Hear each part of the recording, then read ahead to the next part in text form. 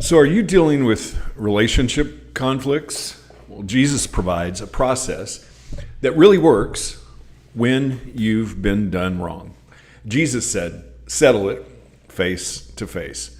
Good morning and welcome to 755 Live. For about 5 minutes, you'll hear all about easy to remember soundbite versions of what Jesus said.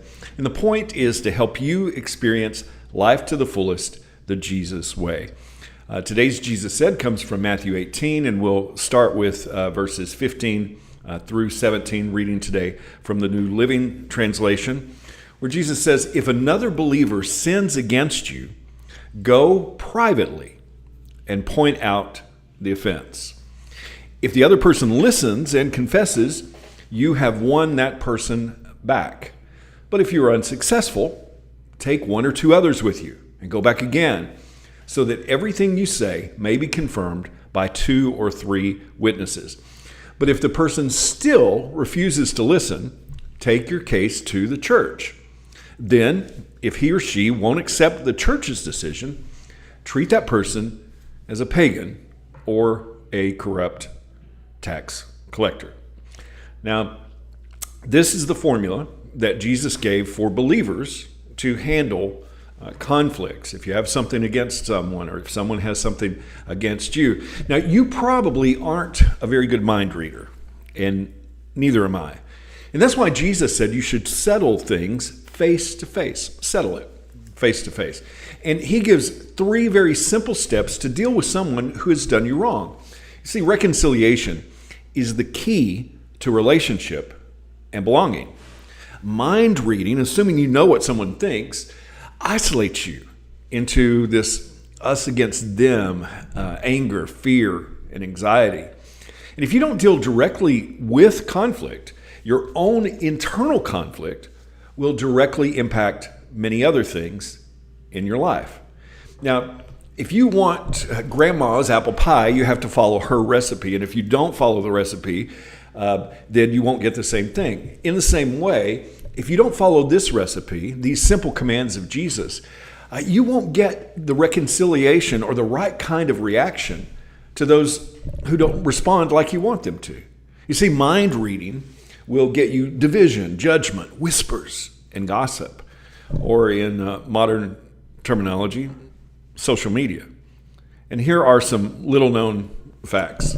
The way Jesus outlined dealing with fault and conflict among believers in Matthew 18 does not include social media posts, especially those passive-aggressive ones that don't really say anything particularly about a person, but just kind of innuendo.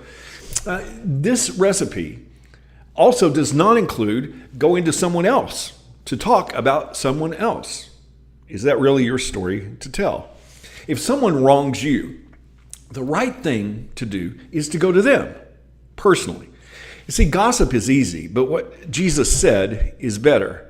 But notice that you can't follow this whole process unless you already belong to a body of believers as the church. You see, this process, this recipe won't work if you aren't committed to long-term relationship. Now, in our society, relationships are disposable. You can unfollow, unfriend, pick another church, divorce, but if you don't deal with the real conflict, you just take all of the internal conflict with you, and the cycle just repeats itself. And this Matthew 18 recipe is 3 simple steps in order. But unfortunately, most people jump to the consequences of step 3 without even trying step 1. First, you go directly to the person who has wronged or offended you.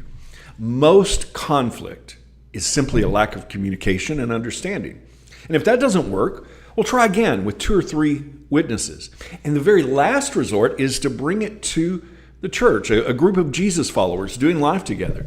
And then, and only then, if it still doesn't work, the rules of relationship needs to change. Those are the steps. But here's the attitude that you need to have to actually follow these steps. Paul writes in Galatians 6, Dear brothers and sisters, if another believer is overcome by some sin, you who are godly should gently and humbly help that person back onto the right path. And be careful not to fall in the same temptation yourself. Share one another's burdens, and in this way, obey the law of Christ. If you think you are too important to help someone, you are only fooling yourself. You are not that important. You see, reconciliation is not about fixing each other. It's about helping to carry each other's burdens. And Jesus gave us the recipe for reconciliation. Jesus said, settle it face to face. How can you put that into action today? Thank you so much for listening. If this is meaningful to you, it really does mean a lot when you like it, when you share it, when you comment. I hope that you have an amazing day. And I hope this time together has helped you live life to the fullest the Jesus way. And remember, follow Jesus today. Love first.